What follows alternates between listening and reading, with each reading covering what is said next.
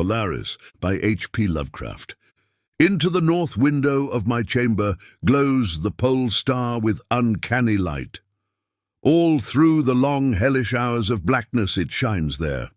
And in the autumn of the year, when the winds from the north curse and whine, and the red-leaved trees of the swamp mutter things to one another in the small hours of the morning under the horned waning moon, I sit by the casement and watch that star.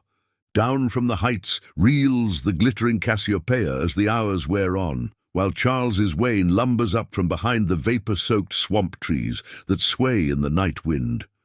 Just before dawn, Arcturus winks ruddily from above the cemetery on the low hillock, and Coma Berenice's shimmers weirdly afar off in the mysterious east. But still, the pole star leers down from the same place in the black vault, winking hideously like an insane watching eye, which strives to convey some strange message, yet recalls nothing save that it once had a message to convey. Sometimes, when it is cloudy, I can sleep. Well do I remember the night of the great aurora, when over the swamp played the shocking coruscations of the demon light. After the beams came clouds, and then I slept. And it was under a horned waning moon that I saw the city for the first time. Still and somnolent did it lie on a strange plateau in a hollow betwixt strange peaks. Of ghastly marble were its walls and its towers, its columns, domes, and pavements. In the marble streets were marble pillars, the upper parts of which were carven into the images of grave bearded men. The air was warm and stirred not, and overhead, scarce 10 degrees from the zenith, glowed that watching pole star. Long did I gaze on the city, but the day came not, when the red Aldebaran, which blinked low in the sky but never set, had crawled a quarter of the way around the horizon. I saw light and motion in the houses and the streets. Forms strangely robed, but at once noble and familiar, walked abroad, and under the horned waning moon men talked wisdom in a tongue which I understood, though it was unlike any language I had ever known. And when the red Aldebaran had crawled more than halfway around the horizon, there were again darkness and silence.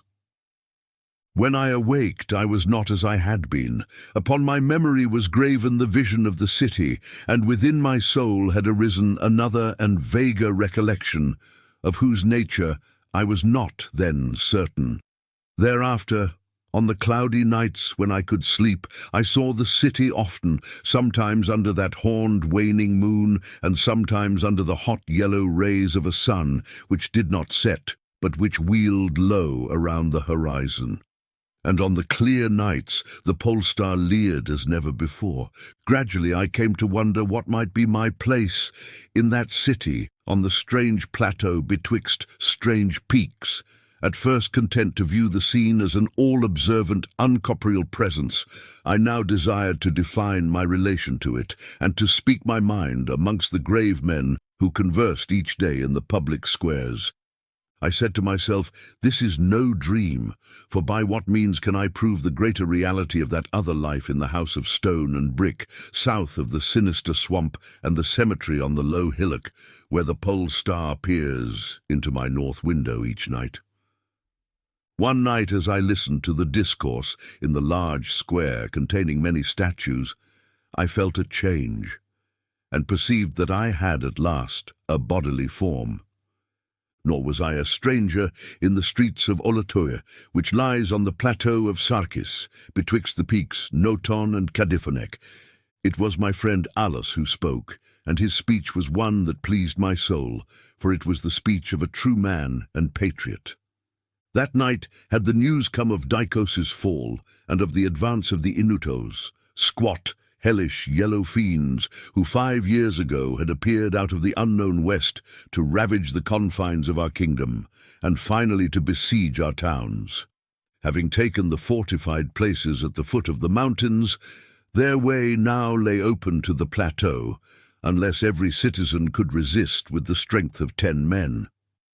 For the squat creatures were mighty in the arts of war, and knew not the scruples of honor, which held back our tall, grey-eyed men of Lomar from ruthless conquest. Alos, my friend, was commander of all the forces on the plateau, and in him lay the last hope of our country. On this occasion he spoke of the perils to be faced, and exhorted the men of Olathoa, bravest of the Lomarians, to sustain the traditions of their ancestors, who, when forced to move southward from Zobna before the advance of the great ice sheet, even as our descendants must someday flee from the land of Lomar, valiantly and victoriously swept aside the hairy, long-armed, cannibal Gnofkes that stood in their way. To me, Alos denied a warrior's part, for I was feeble and given to strange faintings when subjected to stress and hardships. But my eyes were the keenest in the city, despite the long hours I gave each day to the study of the Pnakotic manuscripts and the wisdom of the Zobnarian fathers. So my friend, desiring not to doom me to inaction, rewarded me with that duty which was second to nothing in importance. To the watchtower of Thapnan he sent me, there to serve as the eyes of our army. Should the Inutos attempt to gain the citadel by the narrow pass behind the peak Noton, and thereby surprise the garrison, I was to give the signal of fire which would warn the waiting soldiers and save the town from immediate disaster.